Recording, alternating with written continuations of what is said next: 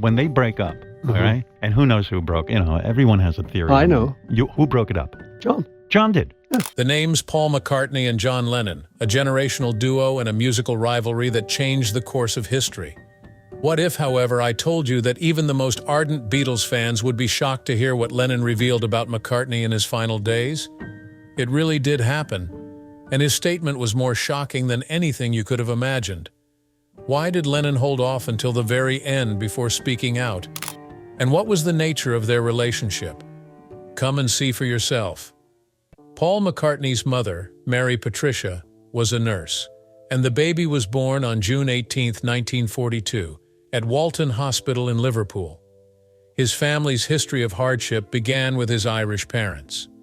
In addition to Paul, Paul's family had a younger brother named Peter Michael, and later on a stepsister named Ruth, who was born to Paul's father Angie's second marriage. At home, religion didn't have much importance. While Paul and Michael were baptized into their mother's Catholic faith, Jim, who had grown up in a Protestant household, had become an agnostic. They simply did not share the faith that so many others did. Jim was a reliable salesperson for Haney and Company, a cotton dealer before the war. It wasn't a dream job, but it was enough to cover expenses. All of that changed when war broke out. Jim spent his days twisting metal and his nights putting out fires at Napier's Defense Engineering Works after Haney's shutdown. Living under the constant threat of war was difficult, but he had few other options. The family outgrew their Nolly apartment by 1944 and eventually settled into a Speak Council housing estate. The years following the war weren't easy. With Jim's reduced income from his return to his previous career and Mary's steady income as a midwife, the family managed to stay afloat. There was little time for her children because she worked so hard helping other women with their newborns. Overcrowding at Stockton Wood Road Primary School shortly after Paul's 1947 start meant he had to make yet another adjustment. He was sent to Joseph Williams Jr. School in B Vale. A glimmer of hope arrived in 1953 with Paul's 11-plus test pass.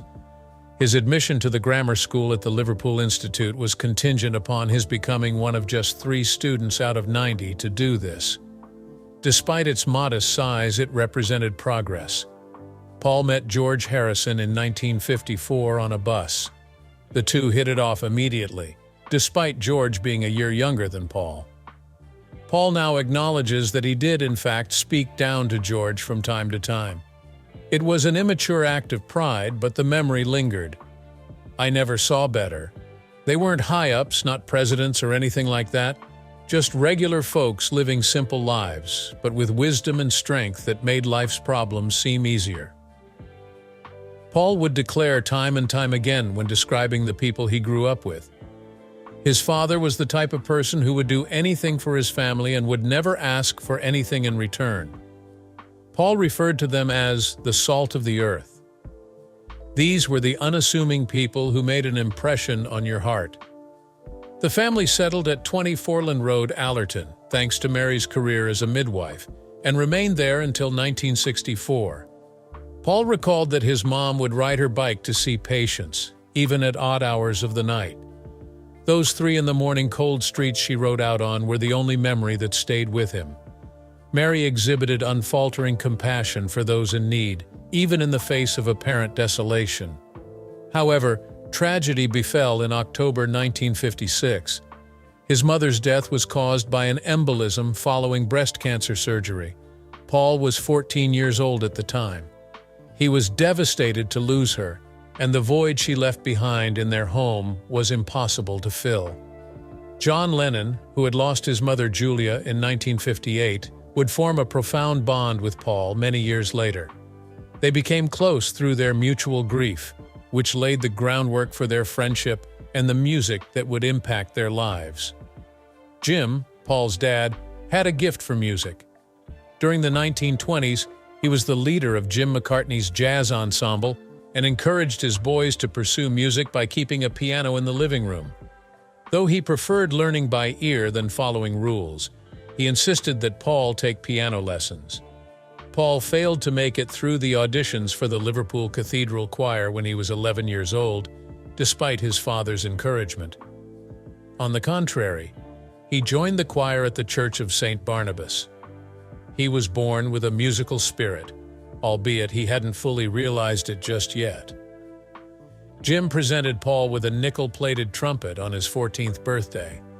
It was going to be amazing, but Paul traded it in for a Zenith acoustic guitar, which weighed 15 pounds, when rock and roll became popular. A trumpet wasn't going to allow him to sing along with his music. The problem was that Paul was left-handed, and playing the guitar was awkward for him. After he laid eyes on a poster of left-handed guitarist Slim Whitman, it all came together. It felt like it belonged to Paul as he changed the strings. His initial composition, "I Lost My Little Girl," was penned on the guitar not long afterward.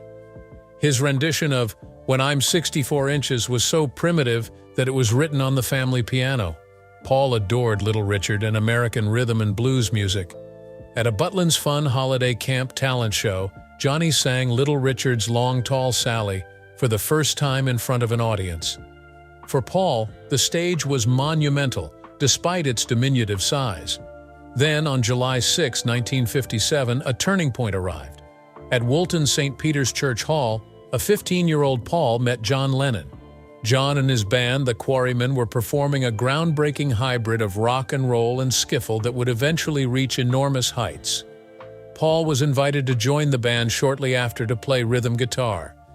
Even though none anticipated it, it marked the beginning of a significant event.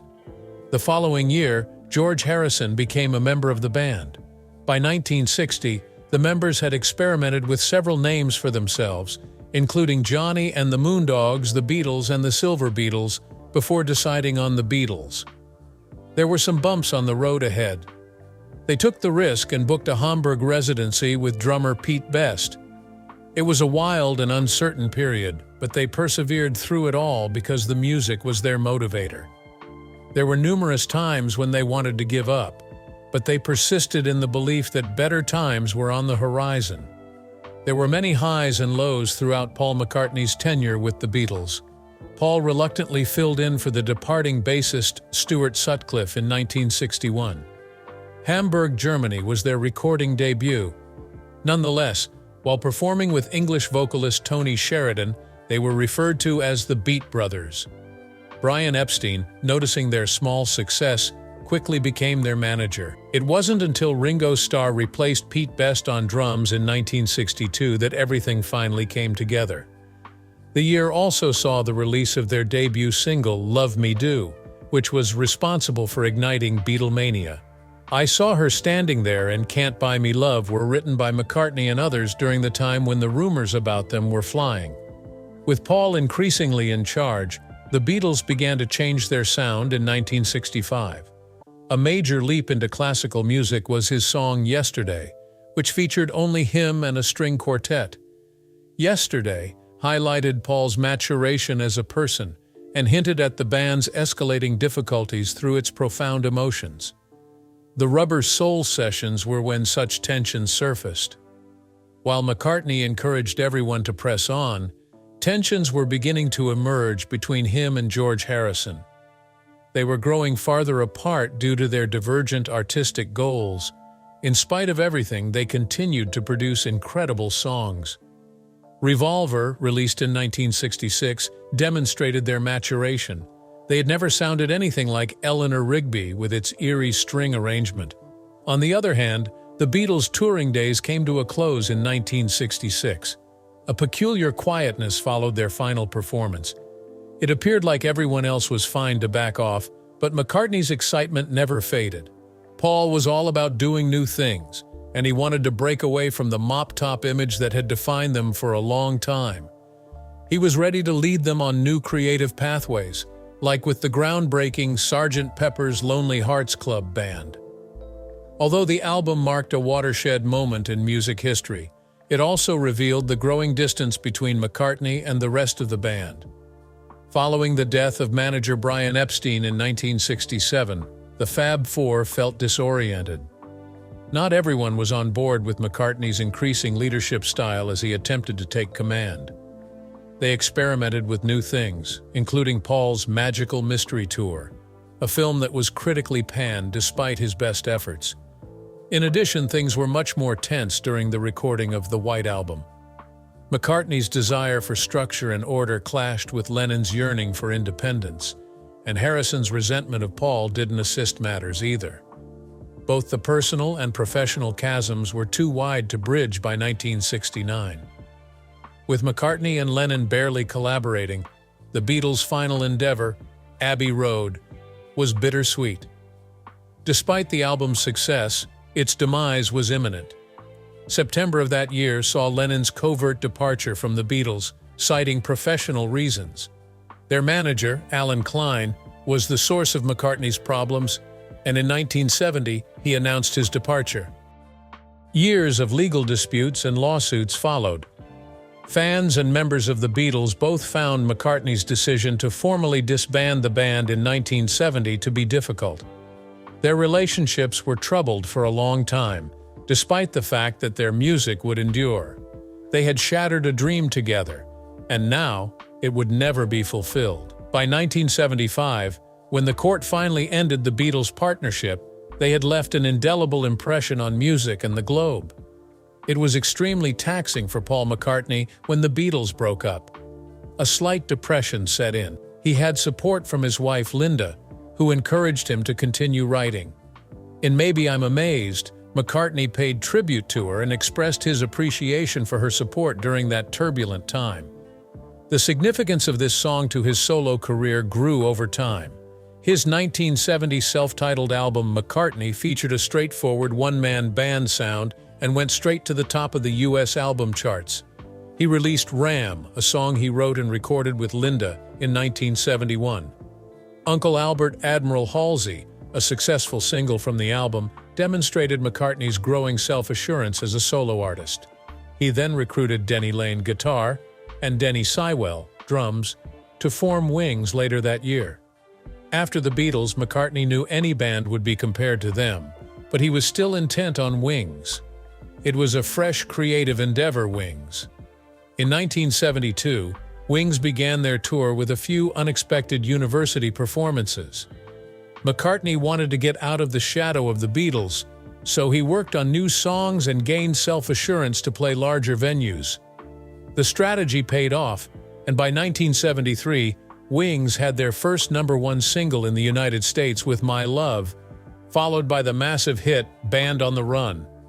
The band's popularity continued to grow despite a few lineup changes in the early going, and they released albums that topped the charts, such as Venus and Mars and Wings at the Speed of Sound. During the 1970s, McCartney dared to mix pop, rock, and orchestral sounds, as in Live and Let Die. He also became more daring when performing Beatles songs live, which was a marked improvement from their earlier Wings performances. The Wings Over Europe tour that spanned 1975 and 1976 solidified McCartney's status as a celebrity following the Beatles. After a string of hit albums and tours, Wings decided to call it quits in 1981. McCartney was most known for his solo work and successful collaborations, which included songs with Michael Jackson and Stevie Wonder. With the success of singles like Tug of War and Ebony and Ivory, which topped the charts in the 1980s, McCartney's solo career took off.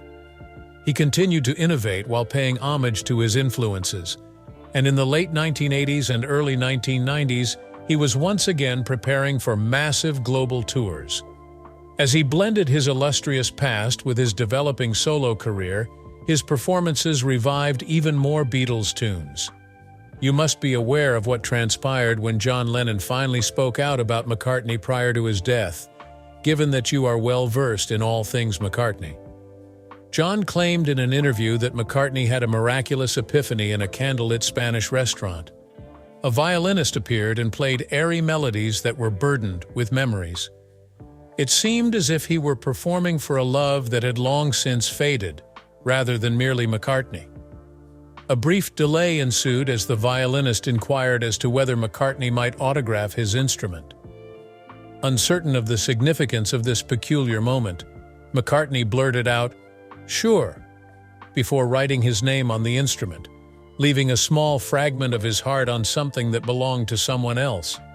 He hoped the violinist would come to understand that McCartney's signature is more powerful than any song the musician could compose because it conveys a story full of pain. Many people blamed Yoko as the dragon lady who broke up the Beatles when the conversation shifted to her.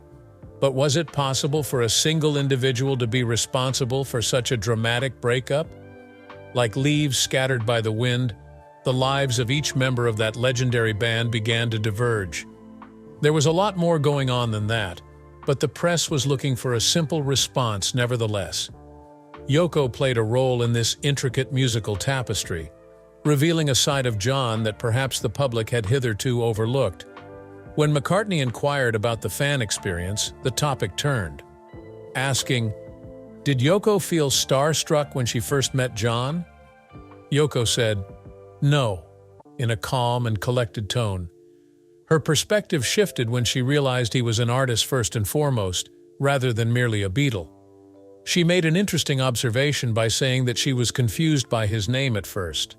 Ringo means apple in Japanese, which she learned later. It's strange how the smallest of mishaps can feel like unearthing priceless relics from a dusty attic. Similar to how the Beatles' voyage took an unexpected turn, life frequently does the same. The burden of expectation was on each exceptionally gifted member. They were artists, therefore they were under a lot of strain, which made them exhausted. "I didn't want to be singing She Loves You when I was 30, John once said, his words exuding a subtle resolve.